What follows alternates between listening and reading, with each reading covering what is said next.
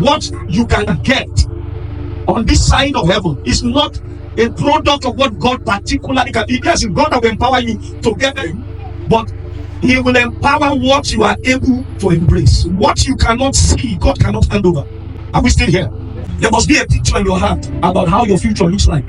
Are we still hearing what I'm saying? There must be a picture in your heart of how your future looks like. That is why the greatest tool in the hand of the enemy against anyone is to give them a picture of an uncertain future.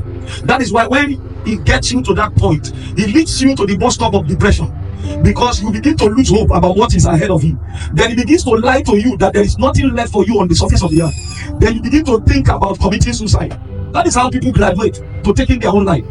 They just get to a point in which they lose hope about the future, because the enemy paints a picture of gloom.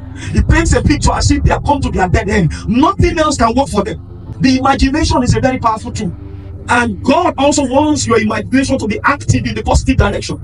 He says, I have plans for you, planning for your future, but it is at the mercy of what you are expecting. Can you help me ask your neighbor tonight, what are you expecting from God in the remaining 6 months of 2025? I'm not asking you to answer. I want you to think deeply. Because listen to me, we pray all manners of prayer. We want God to do this, we want God to do this. And you see, we are so religious. Most people that come to church, most believers, we are religious. What do I mean by being religious? We serve God with the sense that as long as I'm just showing up in His presence, as long as I'm praying, everything must be okay. No, God runs the kingdom, what we call principles. And until you begin to align with it, things will not fall in place. And it's as if God is wicked, and He's not.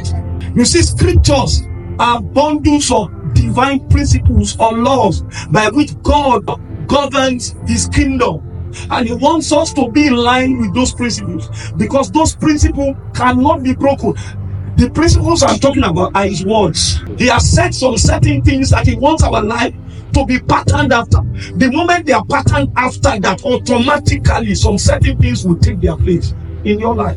If there is nothing you are seeing, you are expecting, you are seeing as a picture of your future, there is nothing for heaven to deliver. It says, write the vision. Habakkuk chapter 2.